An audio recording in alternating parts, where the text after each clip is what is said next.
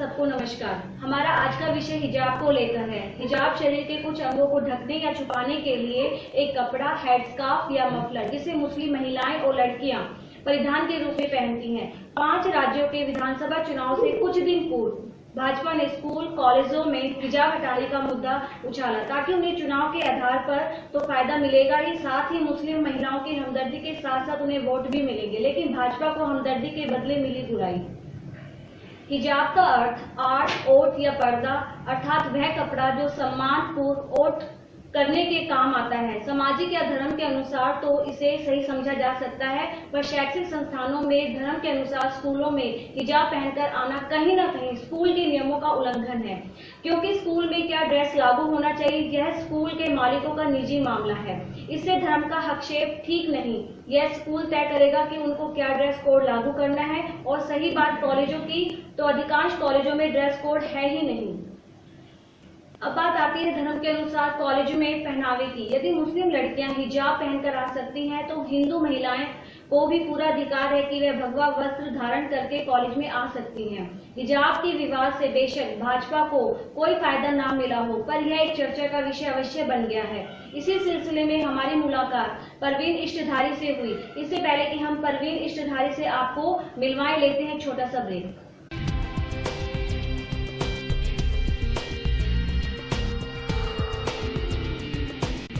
रोजगार दिलाए, बेरोजगारी भगाए।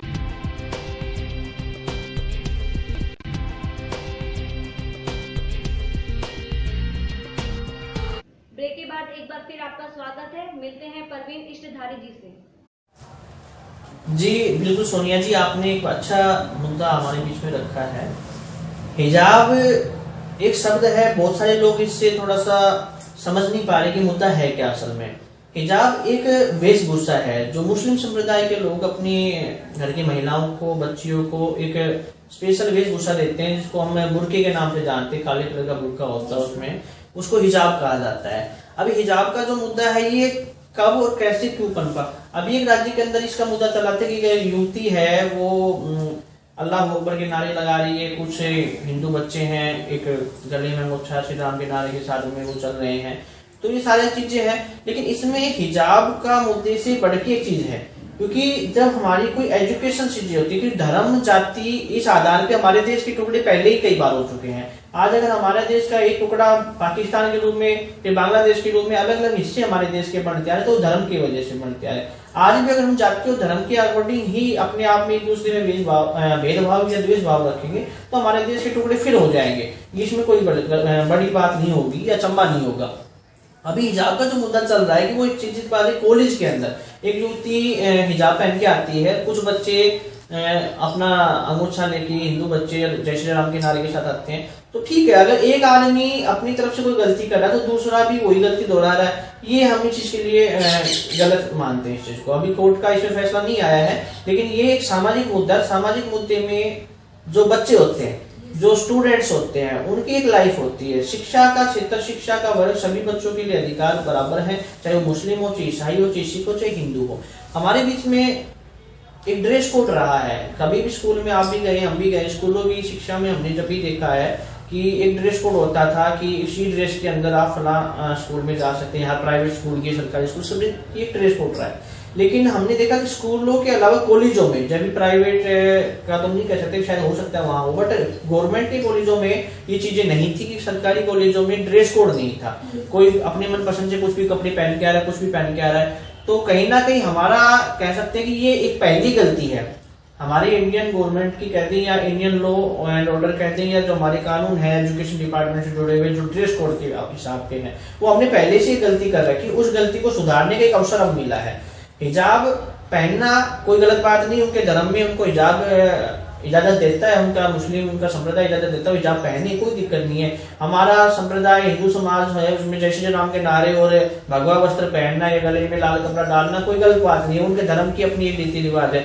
अगर कोई हमारा पंजाबी भाई, सरदार भाई हमारा कोई कटार रखता है या पगड़ी बांधता है तो वो उसकी है। क्रॉस अगर कोई क्रिश्चियन लगा रहा तो वो उसके धर्म का रिलेटेड है। लेकिन इस धर्म के मुद्दे को हम स्कूल जैसी या कॉलेज जैसी सामाजिक जो शिक्षण संस्थाएं हैं वहां पर ना लेके जाएं। उसके लिए सबसे पहले जरूरी है कि ड्रेस कोड लागू होना, चाहे हिंदू हो, उसके लिए भी वही ड्रेस कोड होगा, चाहे मुस्लिम हो उसके लिए भी वही ड्रेस कोड होगा, हमारे हिंदू की बेटी है तो भी वही ड्रेस कोड है, सिख की बेटी है, क्रिश्चियन की बेटी तो भी उसका ड्रेस कोड वही होना चाहिए। इस मुद्दे पे हम विशेष कहना चाहेंगे कि सरकार को जल्द से जल्द, और कोर्ट के माननीय न्यायालय से भी अनुरोध करेंगे जल्द से जल्द इस मुद्दे पे रोक लगाई जाए, ताकि ये मुद्दा जो सांप्रदायिक मुद्दा है आज शिक्षण संस्थान से शुरू हुआ है वो धर्म के आधार पर दोबारा से हमारे देश को बंटवारे की तरफ न लेके जाए, कोई विवाद और झगड़े उत्पाद की तरफ, उग्रवाद की तरफ न लेके जाए। इस चीज पे हमें तुरंत प्रभाव से रोक लगानी चाहिए और जल्द से जल्द इसमें एक ड्रेस कोड लागू करना चाहिए। जी लेते हैं छोटा सा ब्रेक।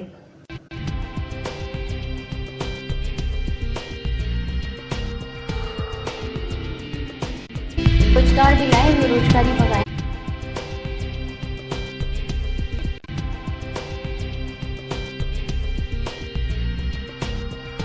ब्रेक के बाद एक बार फिर आपका स्वागत है। मिलते हैं परवीन इष्टधारी जी से।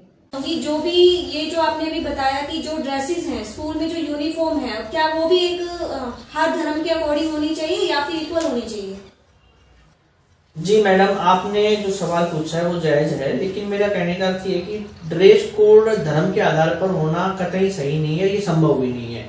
ड्रेस कोड एक स्कूल की एक अपनी परिभाषा है, कॉलेज की एक अपनी मर्यादा है, शिक्षण संस्थान की अपनी मर्यादा है। अगर हिंदू की बेटी अगर वहां पे सफेद कलर की ड्रेस में जा रही है, ब्लू कलर की ड्रेस में जा रही है, या कोई भी अदर कलर की ड्रेस उनका कोई सिलेक्शन एजुकेशन बोर्ड उनकी करता है, तो वही ड्रेस कोड हिंदू के लिए भी है, वही ड्रेस कोड मुस्लिम के लिए भी है, वही सिख एंड ईसाई सभी धर्म सभी कम्युनिटी के लिए एक ही ड्रेस कोड रहेगा। वहां पर हम भेदभाव नहीं कर सकते। अगर किसी को हिजाब पहनना है या कोई इस तरीके की गतिविधियां कोई करनी है तो वो अपने सामाजिक जो उनका जीवन है, स्कूल शिक्षण संस्थान के बाहर का जो जीवन है उसमें मुझे किसी को कोई आपत्ति इस मुद्दे पे नहीं हो सकती हमारे मुताबिक।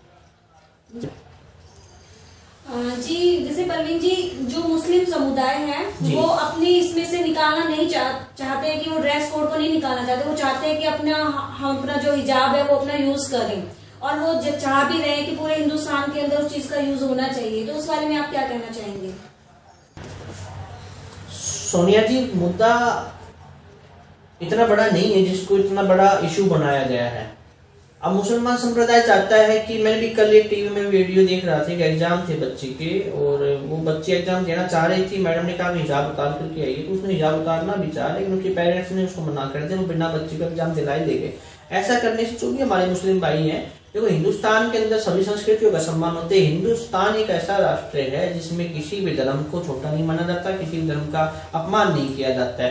तो आपको अपने बच्चों का भविष्य भी देखना चाहिए, और जो कहने की भैया नहीं ये हिजाब हमारा रहेगा, तो ये एक मूर्खतापूर्ण बातें हैं।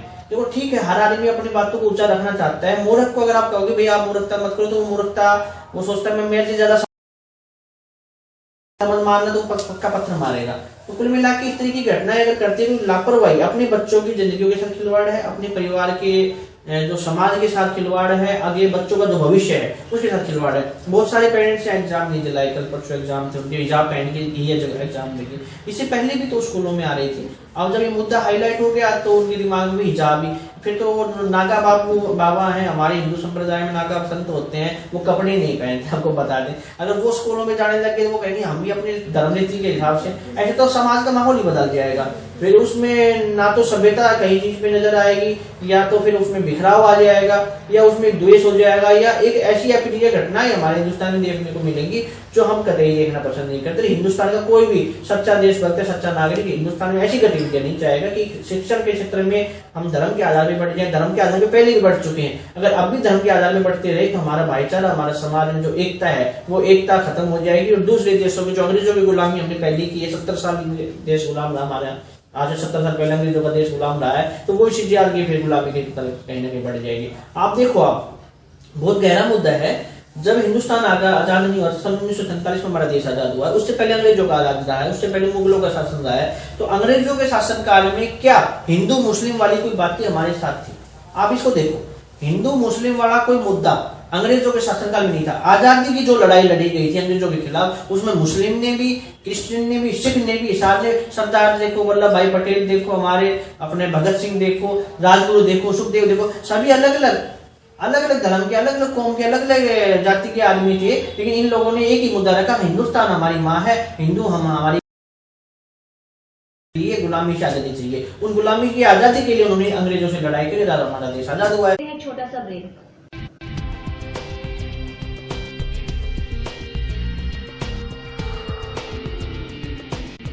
रोजगार दिलाए, बेरोजगारी भगाए।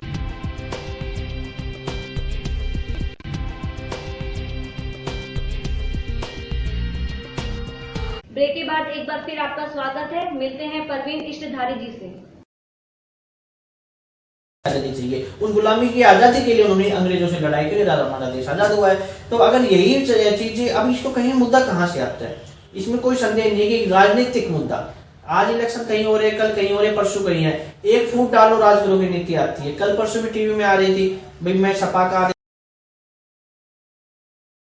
अगर गहराई में जाओगे ना मैडम तो क्लियर है कि सपा वाला, बसपा वाला, बीजेपी वाला एक टेबल पे खाना खा रहे हैं और यहाँ जो बाहर में भाईचारा जो समाज का वो खराब हो रहा है। राजनीतिक वो पहलू है कि देश को चलाने के लिए राजनीतिक सिस्टम की आवश्यकता है, निसंदेह है। अगर आप अपने घर में 4 सदस्य आपके हैं, आप एक को ही तवज्जो देने लग जाओगे तो निश्चित है कि वो आपके परिवार का बंटाधार भी कर सकता है। उसको लगना चाहिए कि मेरे बाद इनके पास विपक्ष में या अपोजिशन में या आपके दूसरा इनके पास कोई विकल्प है। अगर आप सही तरीके से काम नहीं करोगे तो ये उसके पास भी जा सकते हैं, तो वो आदमी सही काम करेगा। अगर उसकी रिस्पॉन्सिबिलिटी में कमी लगती है, उसमें कार्यशैली में कमी तो कुल मिला के उसमें हम बदलाव कर सकते हैं। 5 साल का एक मौका हम सबको ही मिलता है। पूरे हिंदुस्तान में प्रत्येक, ये हमारा नागरिकता वाला देश है कि हर एक हिंदुस्तानी को अपना 18 साल से ऊपर जो भी बंदा है उसको एक अधिकार है कि वो अपनी सरकार खुद चुन सकता है। तो ये सारी चीजें हैं। और आज जो राजनीतिक माहौल चल रहा है, इलेक्शन चल रहे हैं, उस दौरान इस हिजाब के मुद्दे को उठाना, अरे जो समझदार हैं, जो हिंदू हैं, जो मुसलमान हैं, जो भी भाई अभी इस देश में, सभी से निवेदन है आप अपने बच्चों का भविष्य देखिए, आप अपना भविष्य देखिए, अपने समाज का देखिए। आज ये मत कि राजनीतिक मुद्दा है, उठाया गया है, कल दब भी जाएगा, लेकिन आपके बच्चों का जो भविष्य खराब हो गया। आज 10वीं के एग्जाम की आपके बच्चों के थे, आप +2 के एग्जाम थे, वो बच्चों का वो पेपर देने का मौका दोबारा नहीं आएगा, उसकी साल खराब हो चुकी है, उसमें कहाँ समझदारी हुई। तो इस मुद्दे पे हमें से समाज के लोगों को सोचना चाहिए, हिंदुस्तान को एकजुट होकर के इस चीजों को मुकाबला करनी चाहिए। इन मुद्दों को जितना जल्दी हो उतनी जल्दी इनको शांत करना चाहिए। बहुत बहुत धन्यवाद परवीन जी, आपने अपना इतना कीमती समय हमारे कार्यक्रम में दिया, तो आपका इस हमारे कार्यक्रम में बहुत बहुत धन्यवाद। बहुत शुक्रिया। हमारा प्रोग्राम कैसा लगा? लाइक, कमेंट, शेयर, सब्सक्राइब करना ना भूलें। मिलते हैं अगले एपिसोड में, तब तक के लिए सोनिया सैनी का सबको नमस्कार।